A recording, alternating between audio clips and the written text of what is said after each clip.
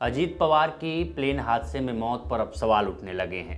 विपक्षी पार्टियों ने जांच के लिए आग्रह किया है सरकार से। इसमें ममता बनर्जी ने गंभीर सवाल खड़े किए हैं। उन्होंने कहा है कि ये साधारण हादसा नहीं है, क्योंकि उन्होंने खुलासा और ये दावा भी किया ममता बनर्जी ने कि वो लगातार एनडीए के गठबंधन से खुश नहीं थे, एनडीए में वो खुश नहीं थे और वो इससे बाहर निकलने की कोशिश में थे और बाहर निकलने वाले थे।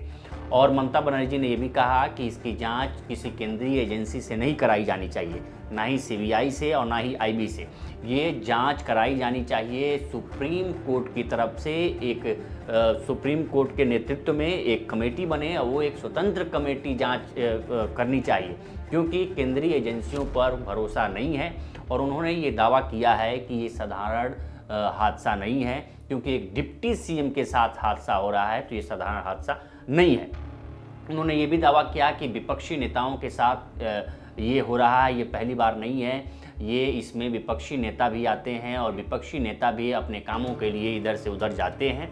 तो ये एक गंभीर मामला है और सुप्रीम कोर्ट के नेतृत्व में जांच होनी चाहिए। Message of Ajit Pawar, deputy chief minister, he died today morning in a plane crash. I'm really shocked to see the news. There is no safety and security of the people of this country.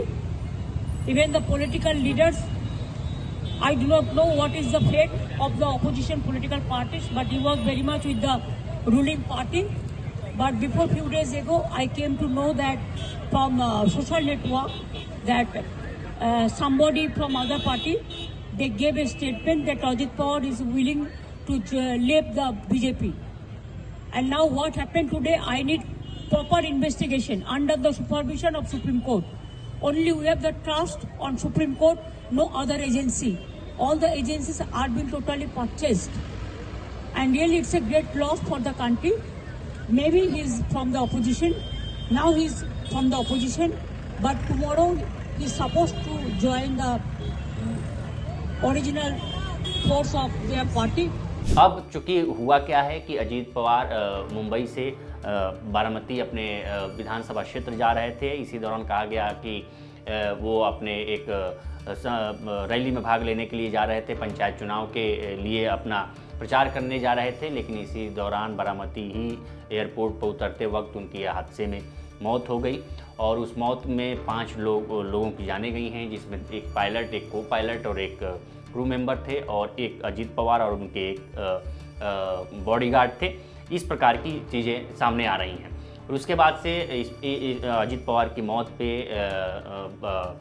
Congress के राष्ट्रीय अध्यक्ष मल्लिकार्जुन खड़गे ने भी सवाल उठाया। उन्होंने भी कहा है कि इसकी जांच निष्पक्ष होनी चाहिए, क्योंकि सिर्फ नेता ही नहीं, बड़े बड़े उद्योगपति भी अपने कामों के लिए प्लेन का इस्तेमाल करते हैं और इस तरह से हादसे गंभीर सवाल पैदा करते हैं और इस पे सरकार को कड़ा संज्ञान लेना चाहिए। जांच तो होना चाहिए, क्योंकि ऐसा एक्सीडेंट हुआ है जो अननेचुरल है। तो भाई एयर सेफ्टी को लेकर बहुत कंसर्न आप सब लोग जानते हैं। अब क्या है, मोरर लेस सभी